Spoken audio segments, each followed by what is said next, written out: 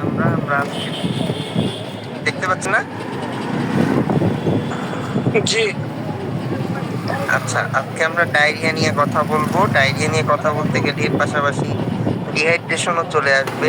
প্রথমেই ডায়রিয়া শুরু করতেছি আমরা। ডায়রিয়া মানে তো সবাই জানেন পাতলা পায়খানা। আমরা কখন ডায়রিয়া বলবো? ৩ বা তার বেশিবার যদি পাতলা পায়খানা হয় তাইলে আমরা ডায়রিয়া বলবো। ৩ এর কম হইলে ডায়রিয়া হবে না।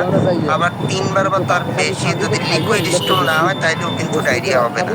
৩ বা তার বেশি হইতে হবে প্লাস লিকুইড স্টুল মানে পাতলা পায়খানা হতে হবে, তাইলেই আমরা ডায়রিয়া বলবো। এই জায়গায় ডেফিনেশনে তাই লেখা যে passage of 3 or more loose or liquid stool per day. এটা হচ্ছে ডায়রিয়ার ডেফিনেশন কাকে বলে। এবার আসুন ডায়রিয়া কত প্রকার। ডায়রিয়া আমরা ৩ প্রকারে ভাগ করি সাধারণত। Acute diarrhoea, persistent diarrhoea, chronic diarrhoea. Acute diarrhoea কোনটা? যেই ডায়রিয়ার মেয়াদ ২ সপ্তাহের কম তাদের বলি আমরা অ্যাকিউট ডায়রিয়া। ঠিক আছে, ২ সপ্তাহের কম, ১, ২, ৩, ৪ এরকম করে যদি ১৪ দিন বা ২ সপ্তাহের কম হয় তাইলে হচ্ছে অ্যাকিউট ডায়রিয়া। যদি ১৪ দিনের বেশি হয় এবং ২৮ দিনের কম হয় তার নাম হচ্ছে পারসিস্টেন্ট ডায়রিয়া। আর যদি ২৮ দিনেরও বেশি হয় মানে ১ মাসের বেশি তাইলে আমরা বলি ক্রনিক ডায়রিয়া। এই ৩ প্রকারে আমরা ভাগ করি, অ্যাকিউট, পারসিস্টেন্ট এন্ড ক্রনিক। ঠিক আছে, অ্যাকিউট মানে ২ সপ্তাহ, পারসিস্টেন্ট ২ থেকে ৪, আর ৪ সপ্তাহের বেশি হলে ক্রনিক। এবার আসেন ডায়রিয়ার কারণ। কি কি কারণে ডায়রিয়া হতে পারে? প্রথমেই কজের ভিতর আছে ইনফেকশাস কজ, যেটা কমন। আমাদের যে কমন ডায়রিয়াটা হয় ইনফেকশনের কারণে হয়। সব থেকে কমন হয়েছে ভাইরাস। রোটা ভাইরাস দিয়ে সব থেকে কমনলি ডায়রিয়া হয়। রোটা ভাইরাস বাদেও আরো অনেক ভাইরাস আছে, hepatitis virus, corona virus, Norwalk virus, ঠিক আছে, এগুলো দিয়েও হয়, কিন্তু সব থেকে কমন হয়েছে রোটা ভাইরাস। আর ভাইরাস দিয়ে সব থেকে বেশি ডায়রিয়া হয়। এই জায়গা দিয়ে একটা কমন ভ্রান্ত ধারণা থাকে যে ব্যাকটেরিয়া দিয়ে ডায়রিয়া বেশি হয়। ব্যাকটেরিয়া দিয়ে কিন্তু ডায়রিয়া বেশি হয় না, বেশি হয় সব থেকে ভাইরাস দিয়ে। সেকেন্ড পজিশনে ব্যাকটেরিয়া, এরপর প্যারাসাইট আর কি। ঠিক আছে, তাইলে প্রথমেই আমরা ভাইরাস, রোটা ভাইরাস। বাচ্চাদের যে ডায়রিয়া হয়, ছোট ছোট বাচ্চাদের যে ডায়রিয়া হয়, এই ক্ষেত্রে সবই ভাইরাস, রোটা ভাইরাস দিয়ে, অন্য কোনো কিছু দিয়ে হয় না। আর বড়দের বেলা সবগুলো দিয়ে হতে পারে, কিন্তু রোটা ভাইরাস দিয়ে বেশি হয়। তারপর হচ্ছে ব্যাকটেরিয়া, বিভিন্ন ব্যাকটেরিয়ার নাম দেওয়া আছে। ব্যাকটেরিয়ার নাম আপনাদের না পড়লেও হবে, দরকার নাই, খালি ব্যাকটেরিয়া জেনে রাখেন। তারপর হচ্ছে প্যারাসাইট, প্যারাসাইট দিয়েও ডায়রিয়া হতে পারে। আর নন ইনফেকশাস কিছু কারণ আছে। আচ্ছা, এই জায়গায় আরেকটা আসছে ইনফেকশনের ভিতর, আমরা ফুড পয়জনিং বলি অনেক কিছু। এই ফুড পয়জনিংটাও ইনফেকশন কজের ভিতর। ফুড পয়জনিং বলতে বোঝায় ব্যাকটেরিয়াল ডায়রিয়া। ঠিক আছে, ব্যাকটেরিয়া দিয়ে যে ডায়রিয়া হয় খাবারের মাধ্যমে, এটারে বলা হয় ফুড পয়জনিং। তারপর আসে নন ইনফেকশাস অনেকগুলো কারণ আছে। ফুড ইনটলারেন্স, অনেকের ল্যাকটোজ ইনটলারেন্স থাকে, দুধ খাইতে পারে না। ঠিক আছে, গরুর দুধ খাইতে পারে না, দুধ খাইলেই ডায়রিয়া শুরু হয়, এটারে বলা হয় ল্যাকটোজ ইনটলারেন্স। ঠিক আছে, এরপর কিছু ওষুধের কারণে ডায়রিয়া হয়, যেমন কিছু অ্যান্টিবায়োটিক খাইলে ডায়রিয়ার প্রবণতা বাড়ে। ঠিক আছে, তারপরে inflammatory bowel disease, IBS, IBD, malabsorption syndrome, এগুলো তো আছেই। সব থেকে কমন কজ আমাদের উপরেরগুলোই আমাদের মেইন লাগবে, ভাইরাস, ব্যাকটেরিয়া, প্যারাসাইট। ভাইরাস দিয়ে সব থেকে বেশি হয় ডায়রিয়া। ঠিক আছে, এবার আসেন সিমটম, কি কি লক্ষণ। ১ নাম্বার লক্ষণই ফ্রিকুয়েন্ট লুজ স্টুল, পাতলা পায়খানা। প্রথম পয়েন্টে থাকে পাতলা পায়খানা। ২ নাম্বারে থাকে কি অ্যাবডোমিনাল ক্রাম্প, মানে পেটে ব্যথা। ঠিক আছে, অ্যাবডোমিনাল ক্রাম্পিং পেইন বলতে বোঝায় মোচড় দিয়ে ব্যথা, এটারে বলা হয় ক্রাম্প, অ্যাবডোমিনাল ক্রাম্প। ৩ নাম্বারে নাউসিয়া ভমিটিং। নাউসিয়া মানে বমি বমি ভাব, ভমিটিং মানে বমি করা। ঠিক আছে, বমি বমি ভাব আর বমি করা। তারপর ফিভার কমন না, ফিভারটা আনকমন। অনেকের ফিভার আসে, বাচ্চাদের বিশেষ করে আসে, বড়দের ক্ষেত্রে ফিভার আসে না। ফিভার মানে জ্বর। ঠিক আছে, জ্বর। জ্বরের ৩ প্রকার আগেও আমি বলছি। একটা কি মাইল্ড, মডারেট, সিভিয়ার মানে লো গ্রেড, আরেকটা ইন্টারমিডিয়েট গ্রেড, আর একটা হচ্ছে high grade fever. High grade বলতে বোঝায় ১০২ এর উপর, ইন্টারমিডিয়েট গ্রেড বলতে বোঝায় ১০১, ১০২, আর লো গ্রেড বলতে বোঝায় ১০০ নিচে। ঠিক আছে, ১০০ নিচে। ডায়রিয়া যদি আসে সাধারণত লো গ্রেড বা ইন্টারমিডিয়েট গ্রেড হয়, এটাকে হাই গ্রেড ফিভার হয় না। তারপর হচ্ছে ডিহাইড্রেশন, সব থেকে ইম্পর্টেন্ট সাইন আমাদের ডিহাইড্রেশন। ডিহাইড্রেশন আছে কিনা আমাদের অবশ্যই দেখতে হবে পেশেন্টের। এই ডিহাইড্রেশন মানে হচ্ছে পানি শূন্যতা, পানি শূন্যতা। ঠিক আছে, এটা হচ্ছে সব থেকে ইম্পর্টেন্ট সাইন ডিহাইড্রেশন। কারণ আমরা ডায়রিয়ার ক্ষেত্রে রোগী যা মারা যায় বা রোগীর যে খারাপ হয় সব হচ্ছে ডিহাইড্রেশনের কারণে। পানি শূন্যতার কারণে। পানি শূন্যতা আছে কিনা তাহলে আমার আগে তাই দেখতে হবে। পানি শূন্যতা আমরা কিভাবে দেখি, এটা ইম্পর্টেন্ট। পানি শূন্যতা আমরা মেইনলি দুই ভাবে দেখি, একটা দেখি জিহ্বা শুকনা কিনা। একদম যারা সিভিয়ারলি ডিহাইড্রেটেড পেশেন্ট তাদের ক্ষেত্রে জিহ্বা একদম শুকাই যায়, ঠিক আছে, একদম শুকাই যায়। আপনি দেখলেই বুঝতে পারবেন যে একদম শুকনো, এই জায়গায় আর কোনো বিজার ভাবই নেই, ঠিক আছে। আর একটা দেখি আমরা স্কিন পিন্সের মাধ্যমে। স্কিন পিন্স আমি তো সরাসরি এখন দেখাইতে পারতেছি। স্কিন পিন্স হচ্ছে একটু সার্চ দেবেন ইউটিউবে কেমনে দেখতে হয়। স্কিন পিন্স লিখে সার্চ দিলেই চলে আসবে। স্কিন পিন্স বলতে বোঝায় মূলত চিমটি কাটার মতো, ঠিক আছে। আমরা দুই আঙুল দিয়ে চিমটি কাটার মতো বুকে অথবা পেটে দেখি, পেশেন্টের বুকে আর পেটে চামড়াটা ধরে টান দিই। টান দেওয়ার পর দেখি যে চামড়া আগের পজিশনে কত তাড়াতাড়ি চলে গেছে। নর্মালি তো আমাদের কিছু চিমটি কাটার মতো যে টান দিই চামড়া একদম সাথে সাথে আগের পজিশনে চলে যায়, কিন্তু ডিহাইড্রেশন থাকলে এটা আস্তে আস্তে ব্যাক করে, ঠিক আছে, সাথে সাথে আগের পজিশনে যায় না। যেমন সিভিয়ার ডিহাইড্রেশনে প্রায় 5 সেকেন্ড লাগে, ইন্টারমিডিয়েট বা সাম ডিহাইড্রেশনে দেখা যায় 2-3 সেকেন্ড লাগে, ঠিক আছে, 2-3 সেকেন্ড লাগে, ওটা 5 সেকেন্ডের বেশি লাগে। আর নো ডিহাইড্রেশনে 1 সেকেন্ডের মধ্যেই চলে যায়। এটা একটু সার্চ দেবেন ইউটিউবে স্কিন পিন্স, তাইলেই চলে আসবে, আপনারা বুঝতে পারবেন। আমি তো বললামই, দেখলে পরে আরো ভালোভাবে বুঝতে পারবেন। তাহলে সিমটমের মধ্যে মূলত এইগুলোই আমরা দেখি। ফার্স্টেই তো বলবে পেশেন্ট যে পাতলা পায়খানা এতবার হয়েছে দেখলাম, তারপর পেট ব্যথার কথা বলবে, তল পেটে ব্যথার কথা বলতে পারে, তল পেট আর পেটে একই জায়গা, আলাদা কিছু না। তারপর পেশেন্ট বমির কথা বলতে পারে, নাউসিয়ার কথাও বলতে পারে, জ্বর আসতে পারে। আর হচ্ছে ডিহাইড্রেশন আমাদের চেক করে দেখতে হবে। ডিহাইড্রেশন আর পেশেন্ট বলতে না, ডিহাইড্রেশন হচ্ছে দেখতে হয়, ঠিক আছে। আর অনেকের ক্ষেত্রে ব্লাড আসতে পারে, ডায়রিয়া। যদি ব্লাড আসে তাহলে তো আমরা এগুলো ডিসেন্ট্রি হিসাবে ক্যালকুলেট করি। ব্লাড নরমাল ডায়রিয়া ব্লাড আসে না, ঠিক আছে। ব্লাড আসতে পারে ডিসেন্ট্রিতে, আমার সহজ এটারে বলা হয়, সেই ক্ষেত্রে ব্লাড আসতে পারে। আর এই সিমটমের পাশাপাশি আপনার আর একটা জিনিস খেয়াল রাখতে হবে, যদি ফুড পয়জনিং হয়। একটু আগেই বললাম যে খাবারের পর ডায়রিয়া, বাইরের খাবার খেলে তারপর ডায়রিয়া, এটারে বলা হয় ফুড পয়জনিং। এর ভালো নাম হচ্ছে গ্যাস্ট্রোএন্টারাইটিস। এই গ্যাস্ট্রোএন্টারাইটিস হলে আগে পাতলা পায়খানা, আগে হবে বমি, ঠিক আছে, বমি। ফুড পয়জনিং এর ক্ষেত্রে 1 নাম্বার সিমটম হচ্ছে বমি। বমির পরে এরপর ডায়রিয়া শুরু হয়। আর ডায়রিয়ার ক্ষেত্রে নর্মাল যে ডায়রিয়া গুলো হয় এর ক্ষেত্রে আগে পাতলা পায়খানা, এরপরে বমি হইতে পারে। জাস্ট এটুকু মনে রাখতে হবে, ফুড পয়জনিং এ আগে বমি, তারপর পাতলা পায়খানা, অন্য সব সিমটম। আর এমনি ডায়রিয়া আগে হয়েছে বাথরুম, তারপর হয়েছে আপনার বমি টমি, এগুলো আসবে, ঠিক আছে। এগুলো হচ্ছে সিমটম আমাদের। সিমটমের পর আসেন আমরা হচ্ছে এবার ডিহাইড্রেশন নিয়ে আগে কথা বলবো, এরপর বাকিটা পড়াচ্ছি। ডিহাইড্রেশন পানি শূন্যতা, ঠিক আছে, পানি শূন্যতা। একটু আগে আমি বলছি পানি শূন্যতা কিভাবে দেখতে হয়। পানি শূন্যতা দেখবেন তো স্কিন পিন্স আর হচ্ছে জিহ্বা। আর পানি শূন্যতারও কিছু লক্ষণ আছে, পেশেন্টের কিছু লক্ষণ আছে। যেমন প্রথমেই থ্রাস্টের কথা, মানে সে পানি পিপাসা লাগে, পেশেন্ট প্রচুর পরিমাণে পানি খাইতে চায়, ঠিক আছে, তার মুখ শুকায় আসে, সে পানি খাইতে চায়, পেশেন্ট বলবে পানির জন্য দিতে, ঠিক আছে। ড্রাই মাউথ বললাম যে জিহ্বা শুকিয়ে যায়। র্যাপিড হার্টবিট বলতে পালস বেড়ে যাওয়া, ঠিক আছে, পালস বেড়ে যাওয়া। আমাদের নর্মাল পালস কত, নর্মাল পালস হচ্ছে 60 থেকে 100, এই ক্ষেত্রে হচ্ছে পালসটা বেড়ে যায়। নর্মালি যা থাকে তার থেকে বেশি, 100 বেশি হইতে পারে, ঠিক আছে। হেডেক, পানি, মাথা ব্যথা করে অনেক সময়। ড্রাই স্কিনটা অনেক পরে আসে, ঠিক আছে, এটা দেখে ওইভাবে বোঝা যায় না। ড্রাই স্কিন মানে শুষ্ক ত্বক, ঠিক আছে, এটা ওইভাবে বোঝা যায় না। আর একটা সিমটম ডিক্রিজ ইউরিনেশন, প্রস্রাবের পরিমাণ কমে যাওয়া, এইগুলো হচ্ছে ডিহাইড্রেশনের লক্ষণ। এবার আসেন ডিহাইড্রেশনটা আমরা কিছু ভাগে ভাগ করি, ঠিক আছে, 3টা ভাগে ভাগ করি। আমি আপনাদের বলতেছিলাম একটু আগে যে 3 ভাগে স্কিন পিন্সের ক্ষেত্রে আমরা দেখি যে এটা মাইল্ড, মডারেট আর সিভিয়ার, ঠিক আছে, মাইল্ড, মডারেট আর সিভিয়ার। মাইল্ডের নাম হচ্ছে নো ডিহাইড্রেশন, মডারেটের নাম হচ্ছে সাম ডিহাইড্রেশন, আর সিভিয়ারি। এই ক্ষেত্রে স্কিন পিন্সে একটাই, সিভিয়ারের ক্ষেত্রে বলছি 5 সেকেন্ডের মতো লাগে, মডারেটে 2-3 সেকেন্ড, আর মাইল্ডে লাগে 1 সেকেন্ডের মতো সাধারণত।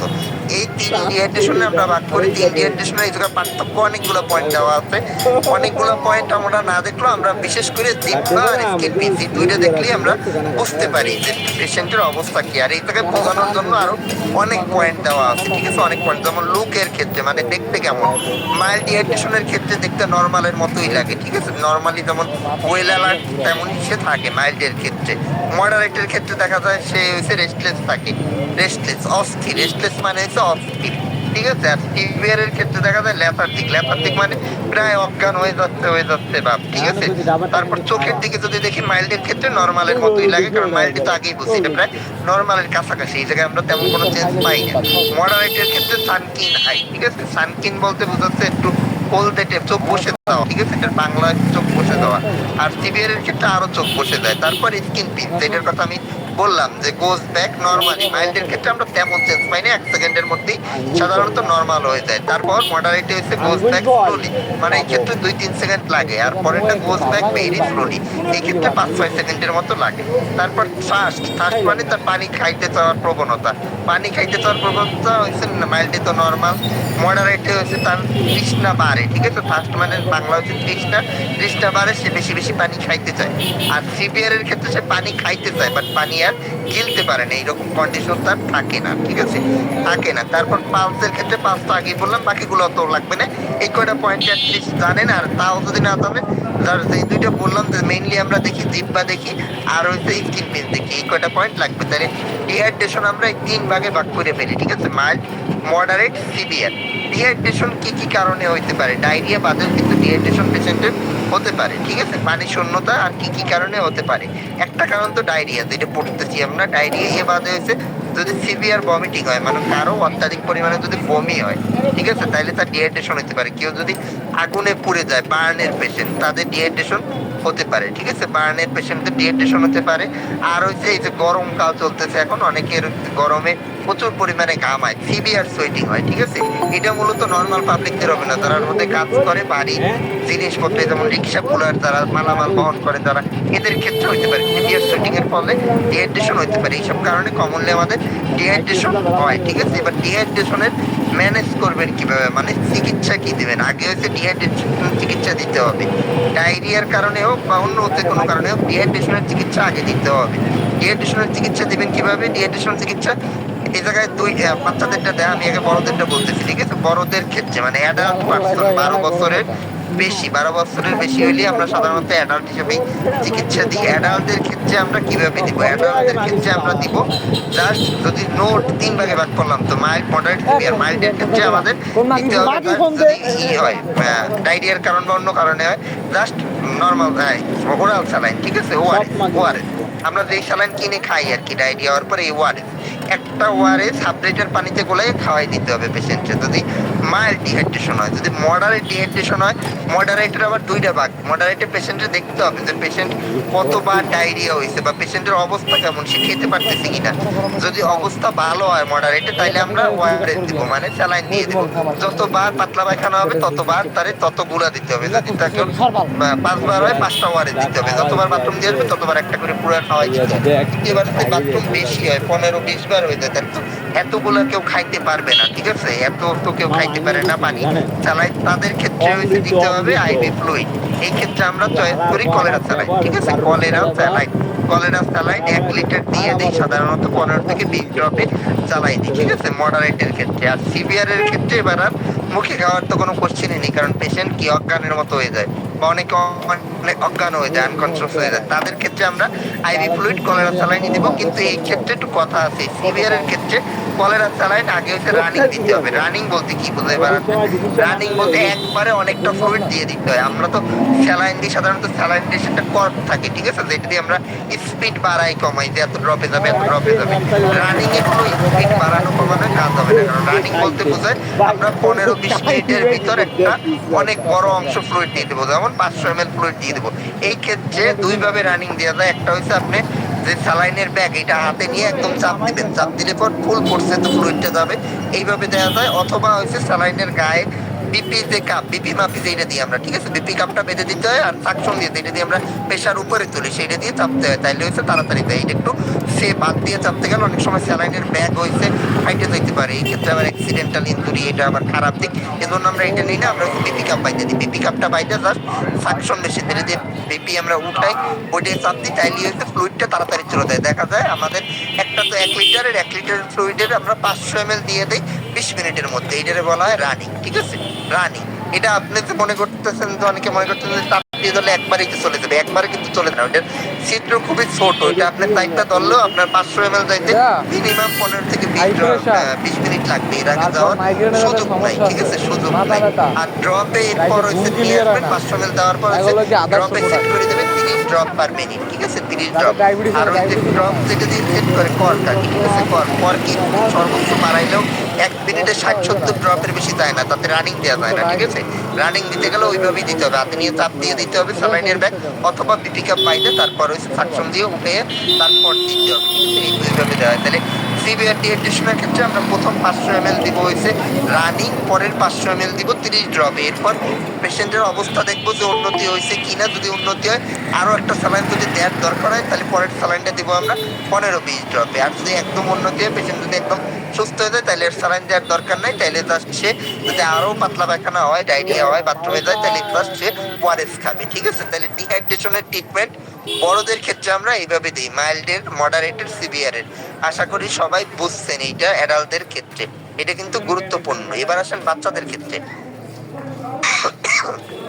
বাচ্চাদের ক্ষেত্রে আমরা 3 ভাগে ভাগ করি, মাইল্ড, মডারেট, সিভিয়ার। মাইল্ডের ক্ষেত্রে কি করবেন, বাচ্চা বলতে বোঝাচ্ছে একদম ছোট বাচ্চা থেকে 12 বছর পর্যন্ত। একদম ছোট বাচ্চাদের ক্ষেত্রে কি করণীয়, একদম ছোট বাচ্চা যারা 3 মাস, 4 মাস, 5 মাস, 6 মাস পর্যন্ত, ঠিক আছে, 6 মাস পর্যন্ত বা 1 বছর পর্যন্তই ধরেন, 1 বছর পর্যন্ত এদের ক্ষেত্রে কি করা হবে, এদের ক্ষেত্রে হচ্ছে আমার স্যালাইন দিতে হবে। স্যালাইন হচ্ছে চামচে করে খাওয়াই দিই আমরা, আনুমানিক বলি 10 থেকে 20 চামচ, ঠিক আছে, 10 থেকে 20 চামচ। 1 চামচে কতটুকু, 1 চামচে থাকে 5 ml, 10 চামচে থাকে কত, 50 ml, ঠিক আছে, 50 ml। তাহলে মাইল্ডের ক্ষেত্রে আমরা বলি হয়েছে 10 থেকে 20 চামচ। একদম ছোট বাচ্চা হইলে, যেমন বললাম 6 মাস, 6 মাস হইলে আমরা 10 চামচ দিই, ঠিক আছে, 10 চামচ দিই। এটা হচ্ছে বোতলে গোলাবেন, বোতলে গোলাই তারপর চামচে নিয়ে খাওয়াইতে হবে। বাচ্চারা তো আর ওইভাবে বোতল দিয়ে খাইতে পারবে না, তাদের ক্ষেত্রে চামচ দিয়ে দিতে হবে, আস্তে আস্তে করে 10 চামচ খাওয়াই দিতে হবে প্রতিবার পাতলা পায়খানার পর, মাইল্ডের ক্ষেত্রে, ঠিক আছে। আর একটু বড় বাচ্চা হলে তাদের ক্ষেত্রে 20 চামচ দিতে হবে, যেমন 1-1.5 বছর, 2 বছরের বাচ্চাদের 20 চামচ দিতে হবে, মানে 100 ml দিতে হবে। এটা হচ্ছে মাইল্ডের ক্ষেত্রে, ঠিক আছে। মাইল্ডের ক্ষেত্রে ওআরএস দেবো, ওআরএস পানিতে গোলাইয়ে ওইটা। এবার আসেন মডারেটের ক্ষেত্রে। মডারেটের ক্ষেত্রে বাচ্চাদের কি করবো, এদের হচ্ছে 75 ml পার কেজি হিসাবে দিতে হয়, ঠিক আছে, লেখা আছে সেটা দেখেন, 75 ml পার কেজি, মানে বাচ্চার ওয়েট আগে লাগবে, ধরেন বাচ্চার ওয়েট 4 কেজি, 4 কেজির এবার আমার তাহলে 75 ml পার কেজি যেহেতু গুণ দিতে হবে, 75টা 4 দিয়ে গুণ দেন, যেইটাই কেজি হবে সেটার গুণ দেবেন। যেমন যদি 4 কেজি হয় তাহলে 4 × 75 কত হয়, 300 ml হয়। তাহলে এটা 300 ml খাওয়াইতে হবে 4 থেকে 6 ঘন্টা বসে, ঠিক আছে, 4 থেকে 6 ঘন্টা বসে। এইটা আর একবারে খাওয়াবে না, এটা হচ্ছে 4 থেকে 6 ঘন্টা বসে প্রতি আধা ঘন্টা অন্তর অন্তর অন্তর অন্তর খাওয়াবে, কারণ একবারে তো বাচ্চাদের এত খাওয়ানো যায় না। তাই আমরা বলি যে কিছুক্ষণ পর পর পর পর খাওয়াবে, আধা ঘন্টা 20 মিনিট পর পর খাওয়াবে। টোটাল 300 ml খাওয়াবে, সে হয়েছে কত, 6 ঘন্টা বসে, 4 থেকে 6 ঘন্টা বসে। এটা হচ্ছে সাম ডিহাইড্রেশনের ক্ষেত্রে। এটাও কিন্তু ওআরএস, স্যালাইন গোলাইয়ে ওইটাই খাওয়াবে, ঠিক আছে। আর পাশাপাশি উপদেশ দিতে হবে ব্রেস্ট ফিডিং এর জন্য, বাচ্চাদের মায়ের বুকের দুধ খাওয়ানোর জন্য, ঠিক আছে। এটা হচ্ছে সাম, মানে মাঝারি মডারেট দেবে। এবার আছে সিভিয়ার ডিহাইড্রেশনের ক্ষেত্রে, এবার আর মুখে খাওয়াই যাবে না, এবার তারে আইভি ফ্লুইড দিতে হবে, মানে শিরায় দিতে হবে, ঠিক আছে। শিরায় দেওয়ার নিয়ম আছে, এটা একটু কঠিন, ঠিক আছে, তাও আপনাদের শিখাই দিচ্ছি আমি, ছবিও দিচ্ছি, তো আপনাদের একটু শিখে রাখেন। তাও এই ক্ষেত্রে করণীয় হচ্ছে কলেরা স্যালাইন দিতে হবে, ঠিক আছে, কলেরা স্যালাইন দিতে হবে। এটার নিয়ম হচ্ছে দুইটা, একটা হচ্ছে 1 বছরের ছোট বাচ্চাদের জন্য এক নিয়ম, 1 বছরের বড় বাচ্চাদের জন্য অন্য নিয়ম। এই ক্ষেত্রে কলেরা স্যালাইন প্রথমে দিতে হবে 30 ml পার কেজি, ঠিক আছে, 30 টোটাল 100, কিন্তু 30 আর 70 টোটাল 100, আমরা দুইটা ভাগ করি, ঠিক আছে, 30 আর 70 করি, 30 আর 70, তাহলে 30 ml পার কেজি। 30 এবার যত কেজি ওয়েট সেটার দিয়ে গুণ দিতে হবে। ধরেন 4 কেজি বাচ্চার ওয়েট, 4 কেজি হলে 30 × 4 কত, 120 ml বের হয়। যদি 1 বছরের ছোট হয় তাহলে এই 120 আমরা দিব হয়েছে 1 ঘন্টা বসে, 1 ঘন্টা বসে। আর যদি 1 বছরের বড় হয় তাহলে এটা দিব আমরা 30 মিনিটে, টাইমটা কমাই আনবো। 1 বছরের ছোট হইলে দিব 1 ঘন্টায়, আর 1 বছরের বড় হইলে দিব 30 মিনিটে। কতটুকু দিব, 120। যদি 4 কেজির বাচ্চার জন্য 120 ml। আর পরের যে 70, এটা ওই তার দিয়ে অবতন যেহেতু যেটা দিয়ে গুণ দিতে হবে, 70 × 4 কত হয়, 280 ml। 1 বছরের ছোট হলে এইটুকু দিব আমরা কতক্ষণ বসে, 5 ঘন্টা বসে। আর যদি 1 বছরের বড় হয় তাহলে এটা দিব 2.5 ঘন্টা বসে, ঠিক আছে। এই নিয়মে আমরা ফ্লুইডটা দিয়ে থাকি। যদি সিভিয়ার ডিহাইড্রেশন হয়, বাচ্চা একদম যদি সিভিয়ারলি ডিহাইড্রেট হয়, তাহলে আমরা এই নিয়মে হচ্ছে ফ্লুইডটা দিই। এটা বাচ্চার ওয়েট যা হয় সেটা দিয়ে গুণ দেবেন। আমি তো আপনাদের 4 দিয়ে গুণ দিতে, বাচ্চার ওয়েট 10 হয়, 10 দিয়ে গুণ দেবেন। 10 দিয়ে গুণ দিলে বের হবে কত, প্রথমে 30 × 10 300, আর ওইদিকে বের হবে 700, ঠিক আছে। তাহলে 300 ml দিব। 1 বছরের ছোট হইলে 1 ঘন্টা বসে, আর 1 বছরের বড় হইলে 30 মিনিট বসে। আর 700 যদি 1 বছরের ছোট হয় তাহলে দিব 5 ঘন্টা বসে, পরবর্তীটা। আর যদি বড় হয় তাহলে দিব 2.5 ঘন্টা বসে, ঠিক আছে। তাইলে এইভাবে আমরা হইছে ম্যানেজ করি বাচ্চাদের। আর বড়দের ক্ষেত্রে তো আমি প্রথমেই বললাম। এরপরে যদি না বুঝেন ভিডিও তো আপনাদের দিয়ে দেবে, এটা দেখবেন, দেখে নোট করে নেবেন, ঠিক আছে? আর এই বাচ্চাদের তো আমি দিয়ে দিচ্ছি, বড়দেরটা দেয়া নাই, বড়দেরটা একটু নোট করে নিন। ডিহাইড্রেশনের ম্যানেজমেন্ট হচ্ছে এরকম, এটা যে কারণেই হোক, মেইনলি তো বলছি ডায়রিয়ার কারণে হয়, এই বাদে অন্য কারণে হলেও আমরা ডিহাইড্রেশনের ম্যানেজমেন্ট এইভাবেই করি, ট্রিটমেন্ট এইভাবেই করি, অন্য কোনো ওষুধ দেই না ডিহাইড্রেশনের জন্য। কিন্তু পানি শূন্যতার জন্য আর কোনো ওষুধের দরকার নাই তার, এইভাবে ওআরএস আর কলেরা স্যালাইন দুইটাই আমাদের মেইন ট্রিটমেন্টের অপশন, এই দুইটা দিয়ে আমরা করি। এবার আসেন আবার সেই পুরানো জায়গায় ফিরে যাচ্ছি, ডায়রিয়া। ডায়রিয়া আমরা পড়াইছিলাম সিমটম, ঠিক আছে, সিমটম। এবার আসেন ইনভেস্টিগেশন, ডায়রিয়া হইলে কি কি পরীক্ষা করতে দিবেন পেশেন্টের। ডায়রিয়ার অর্গানিজম দেখার জন্য আমাদের করতে হয় মাইক্রোস্কোপি এবং কালচার, কিন্তু এই কালচার আর মাইক্রোস্কোপি করতে 3 থেকে 7 দিন লাগে, এই জন্য আমরা করাই না এই টেস্টটা, যে কোন অর্গানিজম দিয়ে হয়েছে আমরা দেখতে চাই না, ঠিক আছে? কারণ 3 দিনের ভিতর তো ডায়রিয়া ভালো হয়ে যাবে, আর 3 দিন যদি ওয়েট করতে হয় পেশেন্টের অবস্থা খারাপ হয়ে যাবে, এই জন্য আমরা আর কোনো কালচার, মাইক্রোস্কোপি, সেন্সিটিভিটি এগুলো কিছু করি না, ঠিক আছে, করি না। আমরা এম্পেরিক্যাল থেরাপি দিই। এম্পেরিক্যাল থেরাপি বলতে বোঝায় আমরা এমন ট্রিটমেন্ট দিব যেটা দিয়ে, যে অর্গানিজম দিয়ে, যে জীবাণু দিয়ে হোক সেটা কভার করবে, ঠিক আছে? এম্পেরিক্যালের বাংলা দ্বারা হচ্ছে আন্দাজ, আন্দাজ, ঠিক আছে, আন্দাজ। তাহলে এম্পেরিক্যাল ট্রিটমেন্ট আমরা দেই মেইনলি, এজন্য আমাদের এই মাইক্রোস্কোপি করে বের করার দরকার নাই যে কি অর্গানিজম দেওয়া হয়েছে, ঠিক আছে? আমরা সাধারণত একটা সিবিসি করাই মাঝে মধ্যে। সিবিসিটা হচ্ছে অত গুরুত্বপূর্ণ ডায়রিয়া তা না, যদি রক্ত পরে কারো, যে আমার সবার কথা বললাম তাদের ক্ষেত্রে অবশ্যই করতে হবে সিবিসি। আর নর্মাল ডায়রিয়া সিবিসি অত গুরুত্বপূর্ণ না, ডায়রিয়া গুরুত্বপূর্ণ হচ্ছে ইলেকট্রোলাইট, ঠিক আছে? ইলেকট্রোলাইটটা করতেই হবে, কারণ ইলেকট্রোলাইট দিয়ে আমরা দেখি যে লবণের ঘাটতি আছে কিনা, কারণ ডায়রিয়ার একটা কমন সমস্যা হচ্ছে লবণের ঘাটতি, একটা তো পানি শূন্যতা আর একটা হচ্ছে লবণের ঘাটতি, ঠিক আছে? এই জন্য আমরা একটা ইলেকট্রোলাইট করবো। ইলেকট্রোলাইটে আমরা সাধারণত সোডিয়াম, পটাশিয়াম আর ক্লোরাইডের লেভেল দেখি। সোডিয়ামের নর্মাল লেভেল হচ্ছে 135 থেকে 145, মেইনলি সোডিয়ামেরই ঘাটতি ঘটে। দেখা যায় ডায়রিয়া যাদের এরকম হয় 20 বার 25 বার হয়, তাদের সোডিয়াম কমে আসে। সোডিয়াম কমে আসলে পেশেন্টের ভিতর ফিচার আছে হচ্ছে স্ট্রোকের মতো, যে মনে হয় পেশেন্ট স্ট্রোক করছে, একদম কথা বলতে পারে না, কথা জড়াই দেয়, অজ্ঞান হয়ে যায়, ঠিক আছে? এই লবণ কমে গেলে এই পুরো সমস্যা। এই জন্য আমরা একটা ইলেকট্রোলাইট করে দেখি যে এই সমস্যা হচ্ছে কিনা, যে লবণ কমতেছে কিনা বা লবণ ঠিক আছে কিনা, ঠিক আছে? আর অনেক সময় আমরা ক্রিয়েটিনিন করতে দিই, কারণ ডায়রিয়া হইলে অ্যাকিউট রিনাল ফেলিওর হয়, মানে অনেকে মনে করে ডায়রিয়ায় কিডনির সমস্যা হয়। এই ক্রনিক ডায়রিয়া তাদের কিন্তু কিডনির সমস্যা হওয়ার সম্ভাবনা বেড়ে যায়, ঠিক আছে? আর নর্মাল যে ডায়রিয়া, 1-2 দিনের ডায়রিয়া যদি আমরা ক্রিয়েটিনিন করি, ক্রিয়েটিনিন মূলত কিডনির পরীক্ষা, ক্রিয়েটিনিনের পরীক্ষা করলে দেখা যাবে যে ক্রিয়েটিনিনের লেভেল বাড়তি। নর্মাল ক্রিয়েটিনিনের রেঞ্জ হচ্ছে 1.2 পর্যন্ত, কিন্তু ডায়রিয়া সাধারণত হয়ে যায়, দেখা যায় যে যার 5-10 বার পাতলা পায়খানা হয় তার হয়ে যায় 1.5, 1.6। অনেকে তো মনে করে যে কিডনিতে সমস্যা হয়ে গেছে কিনা, এটা কিডনির সমস্যা না, এটা হচ্ছে ডায়রিয়ার কারণে হচ্ছে, পানি বের হয়ে গেল, ডিহাইড্রেশন হলো এই কারণে, ঠিক আছে? এটা তখন ডিহাইড্রেশন চলে যাবে, তখন ঠিক হয়ে যাবে, ঠিক আছে? এই জন্য আমরা অনেক সময় ক্রিয়েটিনিনের পরীক্ষা দেই। মেইনলি আমরা ইলেকট্রোলাইট আর ক্রিয়েটিনিন, এ বাদে আর কোনো পরীক্ষা দেই না। আর যাদের ক্রনিক ডায়রিয়া, অনেকের ডায়রিয়া একদম 3 মাস, 4 মাস, 5 মাস এরকম ধরে হয়, তাদের ক্ষেত্রে সে অ্যাবডোমিনাল আল্ট্রাসোনোগ্রাম করতে হয়, ঠিক আছে? আল্ট্রাসোনোগ্রাম অফ হোল অ্যাবডোমেন, মানে পেটের আল্ট্রাসোনোগ্রাম করতে হয়, ঠিক আছে? আর অনেকের ক্ষেত্রে আবার কোলোনোস্কোপিও করতে হয় এই ক্রনিক ডায়রিয়া। এটা সাধারণত 3-4 মাস, 5 মাস হয়ে গেলে অনেকের ক্ষেত্রে করে, ঠিক আছে? এটা অত কমন না। কোলোনোস্কোপি সাধারণত করে, কোলোনোস্কোপিতে আমরা হচ্ছে কৃমির ইনফেকশন পাই, ঠিক আছে? অনেকের কিন্তু কৃমির কারণেও ক্রনিক ডায়রিয়া হয়, এই ক্ষেত্রে কৃমির ইনফেকশন দেখার জন্য কোলোনোস্কোপি করা হয়। এন্ডোস্কোপি আর কোলোনোস্কোপি কি জিনিস অনেকে হয়তো জানেন, অনেকে জানেন না। এন্ডোস্কোপি মানে মুখের ভিতর দিয়ে একটা নল ঢুকিয়ে দেখে ভিতরে ক্যামেরা দিয়ে যে কি অবস্থা। কোলোনোস্কোপি হচ্ছে পায়ুপথ দিয়ে ঢুকায়, ঠিক আছে? একটা মুখ, একটা হচ্ছে মলদার, 2 জায়গা দিয়ে 2টা। কোলোনোস্কোপিতে আমরা সাধারণত ক্ষুদ্রান্ত বৃহদান্ত্র দেখতে পাই, আর এন্ডোস্কোপিতে সাধারণত খাদ্য নালী, পেট, ঠেট এগুলো আমরা দেখতে পাই। তাহলে ইনভেস্টিগেশন আমাদের মোটামুটি এই, মেইনলি আমরা ইলেকট্রোলাইটই করাই, অন্যগুলো অত ইম্পর্টেন্স নাই এই জায়গায়। এবার আসেন ট্রিটমেন্ট, চিকিৎসা কি কি করবে।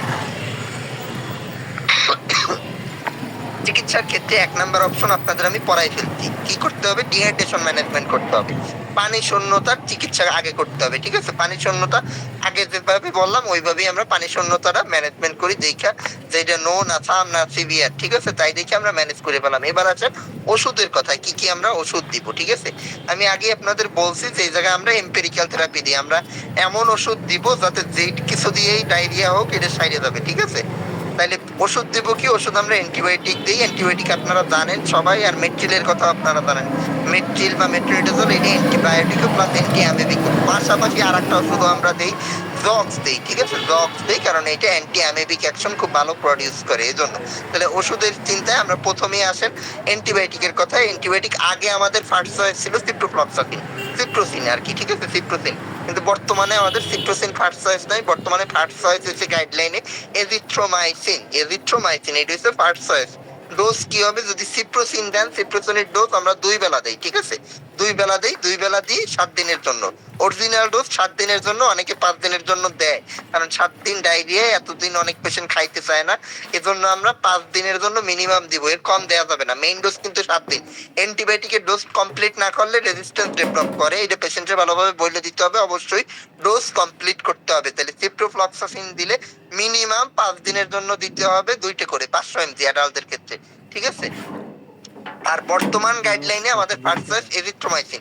এজিথ্রোমাইসিন দেওয়াটা বেটার, কারণ এর ডোজ কম। এজিথ্রোমাইসিনের মেইন ডোজ হইছে ডায়রিয়া, তার 2টা ট্যাবলেট একত্রে খাইতে হবে, মানে 500 মিলিগ্রামের 2টা ট্যাবলেট একত্রে খাইতে হবে প্রথমবার, আর কোনো ডোজ নাই এজিথ্রোমাইসিনে। এরপর 24 ঘন্টার ভিতর যদি তার ডায়রিয়ার ইমপ্রুভমেন্ট না হয়, মানে না কমে, তাইলে 3 দিন আরো খাবে, পরপর 3 দিন একটা করে খাবে, ঠিক আছে, একটা করে। এজিথ্রোমাইসিনের ডোজ ডেইলি একটা, খালি প্রথমে শুরুতে খাবে 2টা ডায়রিয়ার রোগীরা, এরপর যদি 24 ঘন্টার ভিতর না কমে, তাহলে পরপর 3 দিন খাবে একটা করে, একটা করে। সাধারণত এজিথ্রোমাইসিন প্রথমে যে 2টা খাওয়ার পরে পেশেন্ট সুস্থ হয়ে যায়, একদিনের আগেই, 24 ঘন্টার আগেই পেশেন্ট সুস্থ হয়ে যায়, আর খাওয়ার দরকার হয় না। আর তারপরে সুস্থ না হইলে আমরা পরপর 3 দিন আবার দেই একটা একটা একটা, ঠিক আছে।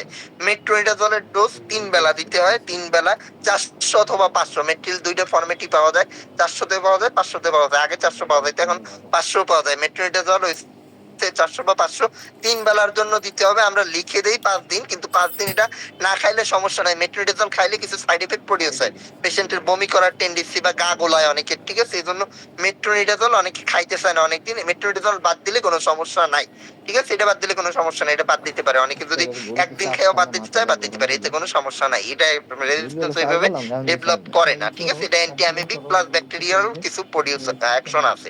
এরপর 3 নাম্বার অপশনে যাই আমরা, জক্স, ঠিক আছে, নাইট্রোজক্সানাইট। জেনেরিক হচ্ছে নাইট্রোজক্সানাইট, এমনি ট্যাবলেটের নাম হচ্ছে জক্স, ঠিক আছে, জক্স। এটা আমরা দিই 3 দিনের জন্য, ডেইলি 2টা করে, সকালে একটা রাতে একটা, এরকম করে ডেইলি 3 দিনের জন্য দেবো, ঠিক আছে, 3 দিনের জন্য। তাহলে এই 3টা ওষুধ আমার দিতে হয়। এবার আসেন পেটে ব্যথা থাকে ডায়রিয়ার পেশেন্টদের, এই পেটে ব্যথা কমানোর জন্য আমরা দিব কি, অ্যালজিন দিই, ঠিক আছে, টাইমোনিয়াম মিথাইলসালফেট। এই পেটে ব্যথা কিন্তু ওই রোলাক টোলাক কমাইতে পারে না, ওগুলো দিয়ে কোনো লাভ নাই, দিতে হবে টাইমোনিয়াম, ঠিক আছে, টাইমোনিয়াম। অনেকে বুটাপ্যান ইউজ করে, হায়োসিন আর কি, হায়োসিন, এটাও কমায়, এটাও ইউজ করা যাবে, বুটাপ্যানও ইউজ করা যাবে, অথবা অ্যালজিন। অ্যালজিনের ডোজ সর্বোচ্চ একদিনে 3টা খাওয়া যাবে, ব্যথা থাকলে খাবে, না থাকলে খাওয়ার কোনো দরকার নাই, ঠিক আছে, না থাকলে খাওয়ার দরকার নেই। আর ডায়রিয়ার পেশেন্টদের আর একটা জিনিস অবশ্যই দিতে হবে, সেটা হচ্ছে জিঙ্ক, ঠিক আছে, জিঙ্ক, কারণ ডায়রিয়া জিঙ্ক লস হয়, ঠিক আছে, জিঙ্ক লস হয়, এজন্য আমরা জিঙ্ক দিব, জিঙ্ক 20 মিলিগ্রাম ডেইলি 2টা করে, সকালে একটা রাতে একটা, সাধারণত আমরা 7 দিন বা 14 দিনের জন্য দিয়ে দিই। এই হইছে মেইন ট্রিটমেন্ট। আর যদি কারো জ্বর আসে, জ্বর আসলে নাপা খাবে, সে নাপা খাবে, আর কোনো ডায়রিয়া ট্রিটমেন্টের দরকার নাই। আচ্ছা, অনেকে আর একটা কোশ্চেন করতে পারেন, ডায়রিয়ায় এই গ্রামের দিকে, শহরে অনেক জায়গায় কিসের প্রচলন আছে, লোপেরামাইড, ঠিক আছে, লোপেরামাইড অনেকেই খাওয়াইয়ে দেয়। লোপেরামাইড, এই লোপেরামাইড দেওয়া যাবে না, ঠিক আছে, লোপেরামাইড দেওয়া যাবে না, লোপেরামাইড দিলে কিন্তু পেশেন্টের ক্ষতি। লোপেরামাইড মানে ইমোটিল, ইমোটিল, ঠিক আছে, পছন্দের ড্রাগ অনেকের। ইমোটিল দেয়া যাবে না, কারণ ডায়রিয়ার আপনাদের আমি কারণ যেগুলো পড়াইলাম, এগুলো কি সব ইনফেকশন। লোপেরামাইডের একটা সাইড ইফেক্ট হচ্ছে, লোপেরামাইড আমাদের এই যে একদম মুখ থেকে পায়ু পর্যন্ত একটা কন্টিনিউয়াস মুভমেন্ট হয়, যার নাম পেরিস্টালসিস। এই লোপেরামাইড হচ্ছে পেরিস্টালসিস বন্ধ করে দেয় একদম। এবার পেরিস্টালসিস বন্ধ করে দিলে হবে কি, এই যে অর্গানিজম দিয়ে যে ডায়রিয়া হচ্ছে, এটা প্যারাসাইট হতে পারে, ব্যাকটেরিয়া হতে পারে, ভাইরাস হতে পারে, এগুলো তো সবই জমা হয়ে থাকবে ওই লুপের ভিতর। আপনার লুপের ভিতর জমা হয়ে থাকলে এগুলো আর নিচে নামতে পারবে না, ওই জায়গায় বসে সেপ্টিসেমিয়া ডেভেলপ করবে, পেশেন্টের অবস্থা আরো খারাপ করবে, ঠিক আছে, এই জন্য আমরা লোপেরামাইড দেই না। লোপেরামাইড ডায়রিয়া দেয়া যাবে না, ঠিক আছে, এটা দেয়া যাবে না। এটা কিন্তু গ্রামের দিকে এখনো প্রচুর পরিমাণে প্র্যাকটিস হয়, একটা ইমোটিল খাওয়াই দেয়, পেশেন্ট একদম সুস্থ। এই ক্ষেত্রে সব পেশেন্টের তো সমস্যা হয় না, দেখা যায় 10% পেশেন্টের সমস্যা হয়, যার সমস্যা হয় তার জীবন শেষ, তার অপারেশন লাগে, এরপর নাড়িভুঁড়িতে প্যাচ লাগিয়ে যায়, এটা বলা ইন্টেস্টিনাল অবস্ট্রাকশন, ঠিক আছে, অনেকে নাম শুনতে পারেন, ইন্টেস্টিনাল অবস্ট্রাকশন করে, ইন্টেস্টিনাল অবস্ট্রাকশন। এরপর হচ্ছে সেপ্টিসেমিয়া ডেভেলপ করে, কারণ ওইগুলো তো থাইকে যায় ভিতরে। এই জন্য লোপেরামাইড কোনো অবস্থায় ডায়রিয়ায় দেয়া যাবে না, ঠিক আছে, ইমোটিল আর কি। এবার আসেন কমপ্লিকেশন। ডায়রিয়া কি কি কমপ্লিকেশন হতে পারে? কমপ্লিকেশন মানে হচ্ছে জটিলতা। জটিলতার কথা আগেই আপনাদের একটা আমি বলে ফেলছি, ইলেকট্রোলাইট ইমব্যালেন্স মানে লবণের ঘাটতি হয়, হাইপোনাট্রিমিয়া ডেভেলপ করে, ঠিক আছে, হাইপোনাট্রিমিয়া। আর পানি শূন্যতা, এটাও তো একটা কমপ্লিকেশন, পানি শূন্যতা। বাচ্চাদের ক্ষেত্রে ম্যালনিউট্রিশন ডেভেলপ করে, ঠিক আছে, ম্যালনিউট্রিশন বাচ্চাদের ক্ষেত্রে। বাচ্চাদের যদি ডায়রিয়া হয়, বাচ্চাদের তো কমন, তাদের ক্ষেত্রে ম্যালনিউট্রিশন, শক হয় অনেকের ক্ষেত্রে, হাইপোভলিমিক শক, পানি শূন্যতার কারণে। অনেকের ক্ষেত্রে রেনাল ফেলিওর হয়, মানে কিডনি ফেল করে, ঠিক আছে, অ্যাবসেপ্সিস হইতে পারে। আচ্ছা, বাচ্চাদের ক্ষেত্রে ট্রিটমেন্ট কি করবেন? বাচ্চাদের ট্রিটমেন্ট আমি বলি নেই, বাচ্চাদের ক্ষেত্রে ট্রিটমেন্টটা একটু অন্যরকম, এরকম না। বাচ্চাদের ক্ষেত্রে আমরা অ্যান্টিবায়োটিক দেই না কিছু। বাচ্চাদের ক্ষেত্রে পানি শূন্যতা ট্রিটমেন্ট তো করবেন যেভাবে বললাম ওইভাবে। এরপর কি করবেন? এরপর আমরা দিয়েছি এন্টারোজার্মিনা, ঠিক আছে, এন্টারোজার্মিনা বা প্রোবায়োটিক বা এন্টারোজার্মিনা, এইটা আমরা দিই। এটা এন্টারোজার্মিনা সিরাপের মতো, এক একটা বোতলে পাওয়া যায়, একটা বোতলে 5 ml করে থাকে। যদি বাচ্চার বয়স 2 বছরের কম হয়, সাধারণত 2 বছর বা 15 কেজির কম হয়, তাইলে আমরা বাচ্চাদের ক্ষেত্রে এই এন্টারোজার্মিনে 1 বোতল করে ডেইলি একটা খাইতে বলি, ঠিক আছে। একবারে একটা বোতলে থাকে 5 ml, মানে 1 চা চামচ থাকে, 1 চা চামচ একবারে খাওয়াবেন আস্তে আস্তে। এটা 5 দিন পর পর, ঠিক আছে, পর পর 5 দিন। আর বাচ্চা যদি একটু বড় হয়, 15 কেজির বেশি হয় বা 1.5-2 বছরের বড় হয়, সেই ক্ষেত্রে হচ্ছে 2টা করে খাওয়াইতে হবে 5 দিন, ঠিক আছে। এক এক দিনে 2টা, সকালে একটা রাতে একটা, এরকম করে 5 দিন এন্টারোজার্মিনা, ঠিক আছে। আবার প্রোবায়োটিকও আছে। প্রোবায়োটিক হচ্ছে আবার স্যাঁচেতে পাওয়া যায়, মানে গুঁড়া। এটা হচ্ছে একটু দুধের সাথে বা পানির সাথে গোলাইয়ে তারপর খাওয়াইতে হয়, ঠিক আছে। দুধ বা পানির সাথে গোলাইয়ে, দেখা যায় আমরা বলি 2-3 চামচ পানি বা দুধের সাথে মিলিয়ে তারপর খাওয়াইতে। এটার ডোজও সেম। যদি ওইরকম বাচ্চার বয়স 15 যদি হয়, ওয়েট যদি 15 কেজির কম হয় বা বয়স যদি 1.5 বছরের কম হয়, ডেইলি একটা। আর তার থেকে বড় হইলে ডেইলি 2টা, ঠিক আছে, ডেইলি 2টা। তাহলে বাচ্চাদের ক্ষেত্রে মেইন ট্রিটমেন্ট হচ্ছে প্রোবায়োটিক আর এন্টারোজার্মিনা, আর হচ্ছে পানি শূন্যতা ট্রিটমেন্ট। আর তারপরও যদি বাচ্চা সুস্থ না হয় 1-2 দিনের পরও, তারপর আমরা এজিথ্রোমাইসিন অ্যাড করি, ঠিক আছে, এজিথ্রোমাইসিন অ্যাড করে দিই। এজিথ্রোমাইসিনের ডোজ হচ্ছে বাচ্চাদের ক্ষেত্রে 10 mg/kg। দেখা যায় এজিথ্রোমাইসিন সিরাপ দিই, ছোট বাচ্চারা তো ট্যাবলেট খাইতে পারবে না। সিরাপে হচ্ছে 1 চামচে থাকে 200 মিলিগ্রাম, ঠিক আছে, 1 চামচে থাকে 200 মিলিগ্রাম। আর এই ক্ষেত্রে হিসাব করতে হচ্ছে 10 দিয়ে গুণ দিতে হয়, ওয়েটটা 10 দিয়ে গুণ দিতে হয়, তারপর যতটুকু বেরোয়। ধরেন 5 কেজি, একটা বাচ্চার ওয়েট 5 কেজি, তাহলে তারে গুণ দিতে হবে কত দিয়ে? 10 দিয়ে, তাহলে বের হবে কত? 50 মিলিগ্রাম। আর 1 চামচে থাকে কতটুকু বললাম? 200 মিলিগ্রাম, তাহলে দিতে হবে কত? 4/1 ভাগ, ঠিক আছে, 4/1 ভাগ। এইভাবে ক্যালকুলেশন করতে হবে, ওয়েট দিয়ে ক্যালকুলেশন করবেন। ওয়েটের সাথে 10 গুণ দিলে যত এমজি হয় তত এমজি খাওয়াইতে হবে, ঠিক আছে। আর 1 চামচে থাকে 200 এমজি এজিথ্রোমাইসিনের। তাইলে এবার যা বের হবে তাই, যদি 10 কেজি ওয়েট হয় তাহলে বের হবে 100 এমজি, মানে তারে দিবেন হাফ চামচ, ঠিক আছে। যদি 20 কেজি হয় তার বের হবে 200 এমজি, তারে দিতে হবে 1 চামচ পুরাটা, ঠিক আছে, 1 চামচ পুরাটা। এইভাবে আমরা বের করে এজিথ্রোমাইসিনটা এক্সট্রা দিতে পারি। আর কোনো ওষুধ বাচ্চাদের জন্য লাগবে না। বাচ্চাদের ম্যাক্সিমাম কেসে এন্টারোজার্মিনা বা ওই যে বললাম প্রোবায়োটিক, এটা দিলেই সেরে যায়, ঠিক আছে, এটা দিলেই সেরে যায়, আর কিছুর দরকার হয় না। বলেন, কিছু বুঝতে না পারলে বলেন, বা কোশ্চেন থাকলে বলেন। ডায়রিয়ার এই হচ্ছে সব, ডায়রিয়া এর বাইরে আর কিছু লাগবে না, ঠিক আছে। ডায়রিয়ার ক্ষেত্রে আমরা এই ম্যানেজমেন্ট, এর বাইরে আর কিছু লাগবে না। বাচ্চা হোক বড় হোক সবার ক্ষেত্রে আমি বলে দিছি। কোনো কিছু না বুঝে বা আপনাদের কোনো সমস্যা থাকলে আমারে করতে পারেন। অনেকে ইমোটিলের বদলে, ইমোটিল তো বাদ, আমি এক প্রকারে ব্যান্ড, ঠিক আছে, ইমোটিল দেওয়া যাবে না বললাম। অনেকে এখন রিসিকা বেরোচ্ছে, রিসিকা দিতে পারেন। রিসিকা ইমোটিলের তুলনায় ভালো, ঠিক আছে, না দেয়া ভালো, তাও যদি দিতে চান রিসিকা এই ট্যাবলেট ক্যাপসুলটা দিতে পারেন, ঠিক আছে, রিকাড্রোটিল এটা দিতে পারেন, এটা অসুবিধা ওরকম করে না। কিন্তু ইমোটিল দেওয়া যাবে না, ইমোটিল কিন্তু ইন্টেস্টিনাল অবস্ট্রাকশন করে, যার হবে তার অপারেশন ছাড়া ঠিক হওয়ার কোনো গতি নেই, এই জন্য ইমোটিল দেওয়া যাবে না। ইমোটিল একদমই কন্ট্রাইন্ডিকেটেড এইসব ডায়রিয়ার ক্ষেত্রে, এই ডায়রিয়ার ক্ষেত্রে আর কি। আর ও হ্যাঁ, ফুড পয়জনিং এর ক্ষেত্রে বমি হবে, পেশেন্টের বমি হলে কি করবেন? বমির ওষুধ অ্যাড করবেন। বমির ওষুধ কি দিবেন? ইমিস্টাট। এই ক্ষেত্রে আমরা ইমিস্টাট দিই, ঠিক আছে, ইমিস্টাট দেই। ইমিস্টাট যদি ইমিস্টাটে না কমে তাহলে প্যালক্সি দেই, ঠিক আছে। ইমিস্টাট মানে হচ্ছে অন্ডানসেট্রন, আর প্যালক্সি মানে হচ্ছে প্যালোনোসেট্রন, ঠিক আছে।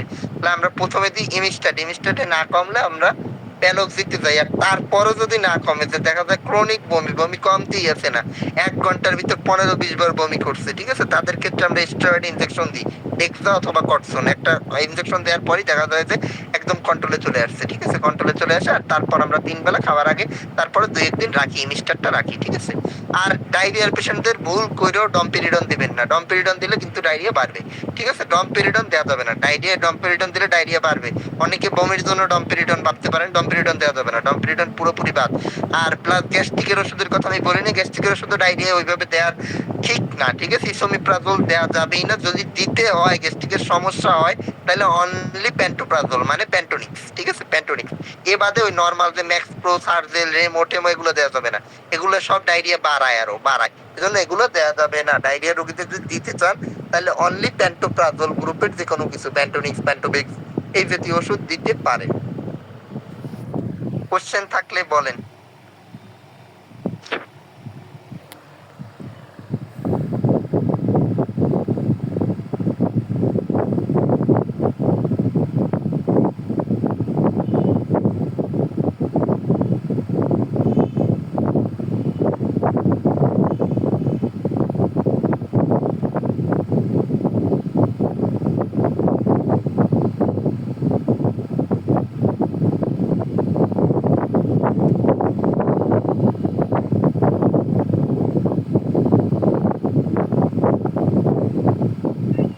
Hello sir.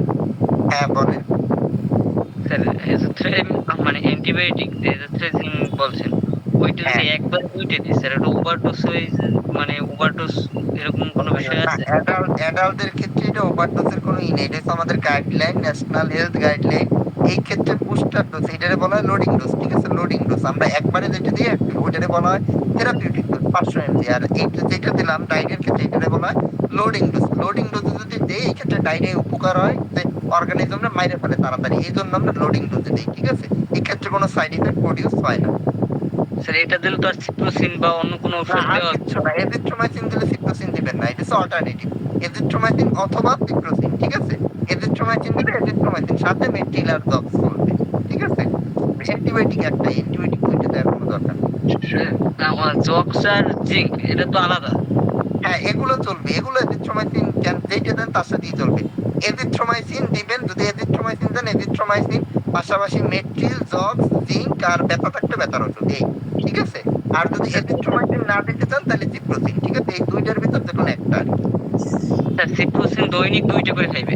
হ্যাঁ দৈনিক 2টা। সিপ্রোসিন দিলে মিনিমাম 5 দিনের জন্য দিতে হবে, দৈনিক 2টা করে, সকালে একটা রাতে একটা। আর এজোথ্রেজিন একসাথে 2টা দিলে তার ডোজ হবে কিরকম স্যার? 8 ডোজ আর দেওয়ার দরকার নেই। গাইডলাইন অনুযায়ী এজিথ্রোমাইসিন আমরা প্রথম দিন মানে যখন ডায়রিয়া শুরু হইলো তারে আমি 2টা ট্যাবলেট খাওয়াই দিলাম। এবার 24 ঘন্টা ওয়েট করতে হবে যে 24 ঘন্টার ভিতর তার ডায়রিয়া কমে গেছে কিনা। যদি কমে যায় আর কোনো ডোজের দরকার নাই শেষ। আর যদি না কমে তাহলে পরবর্তী 3 দিনে একটা করে দিতে হবে, ঠিক আছে। পরপর 3 দিন একটা করে খাবে সে। স্যার বাচ্চাদের জন্য শুধু প্রোবায়োটিক দেবো, আর কোনো ওষুধ? প্রোবায়োটিক বাচ্চাদের জন্য আর কিচ্ছু দেওয়ার দরকার নাই, বাচ্চাদের জন্য অনলি প্রোবায়োটিক। এরকম নাইট্রোজেন কোনো ওষুধ দেওয়ার দরকার নেই? ওইগুলো না, জিঙ্ক দিবেন, জিঙ্ক লাগবে, ঠিক আছে। জিঙ্ক তো অবশ্যই দিবেন, জিঙ্ক বাচ্চাদেরও লাগবে বড়দের লাগবে, জিঙ্ক দিবেন। আর কোনো অন্য যে জস টক্স আবিজাবি এগুলো কিছু লাগবে না বাচ্চাদের জন্য। বাচ্চাদের শুধু প্রোবায়োটিক আর হচ্ছে জিঙ্কটা দিবেন, ঠিক আছে, আর কিছু না। স্যালাইন? হ্যাঁ আর স্যালাইন, স্যালাইন তো লাগবেই, পানি শূন্যতার ম্যানেজমেন্ট, এটা তো বলবো।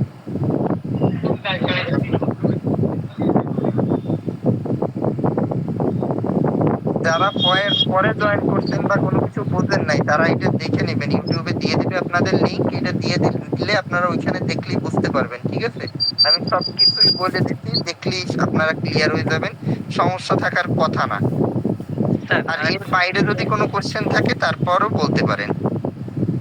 স্যার এই যে কি ওষুধ ব্যবহার, মানে কি কি ওষুধ কোন গ্রুপের বা কোন জেনেটিক লাইনের ওষুধ ব্যবহার করা যেতে পারে? কি বুঝিনি কোশ্চেনটা, কিসের? ব্যথার জন্য, পেটে ব্যথার জন্য। আচ্ছা পেটে ব্যথার জন্য অন্য কোনো ওষুধ আমরা ইউজ করি না। পেটে ব্যথা অনলি টাইমোনিয়াম আর হচ্ছে হায়োসিন, ঠিক আছে, মানে এই যে অ্যালজিন আর বুটাপ্যান, এই বাদে পেটে ব্যথার কোনো ওষুধ আমরা সাধারণত ইউজ করি না, ঠিক আছে। এই দুইটাই শুধু পেটে ব্যথার ওষুধ। পেটে ব্যথা হচ্ছে কিটোরোনা, অন্য যে কোনো ওষুধ এগুলো কাজ করে না কোনো। স্যার নরবিস? হ্যাঁ নরবিস ওষুধটা ইউজ করা যেতে পারে? নরবিস তো আমরা ইউজ করি এটা ফিমেলদের ক্ষেত্রে, আপনি অন্যদিকে চলে যাচ্ছেন। নরবিস অন্য কেসে, ঠিক আছে, এটা এমনি পেটে ব্যথায় না, এটা ফিমেলদের ক্ষেত্রে আমরা ইউজ করি। ঠিক আছে, ধন্যবাদ।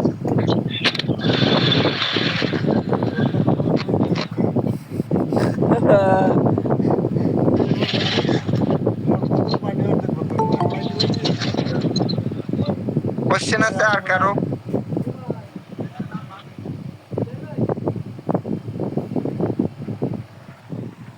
আচ্ছা, কোশ্চেন না থাকলে আজকের মতো আমি শেষ করছি।